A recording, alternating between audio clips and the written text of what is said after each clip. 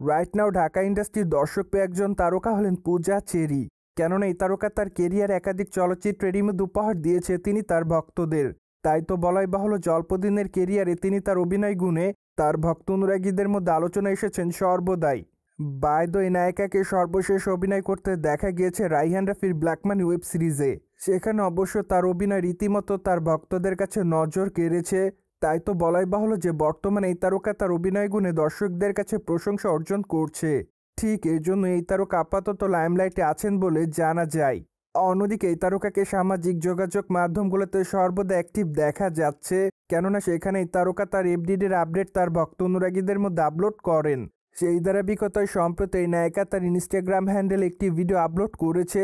যদিও তার প্রকাশ করা ভিডিওতে এই তারকার চেহারা দেখা যাচ্ছে না, কেননা সেখানে দেখা যায় ফুলের মালা দিয়ে তার চেহারা ঢাকা, পাশাপাশি তাকে দেখতে দেখা যাচ্ছে কোণে রূপে। তাই তো বলাই বাহুল্য যে সম্প্রতি লাল কালারের শাড়িতে দর্শকদের মধ্যে ধরা দেয় এই নায়িকা। ঠিক এজন্য আপাতত নতুন করে পূজা চেরি তার ভক্তদের মধ্যে নজর এসেছে বলে জানা যায়।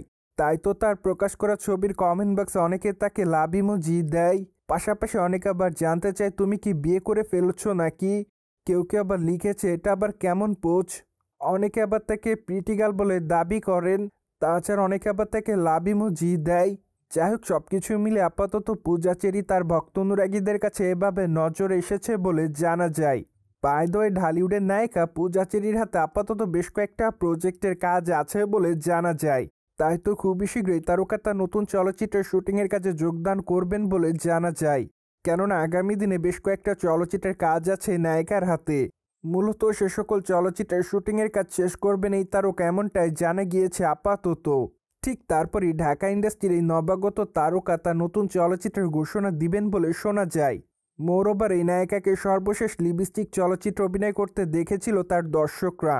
চলচ্চিত্রের পর্দায় তার অভিনয় রীতিমতো ভক্তদের কাছে নজর কেড়েছিল, কিন্তু দুঃখের বিষয় এই যে চলচ্চিত্রের গল্পটি দর্শকদের কাছে নজর কাটতে পারেনি।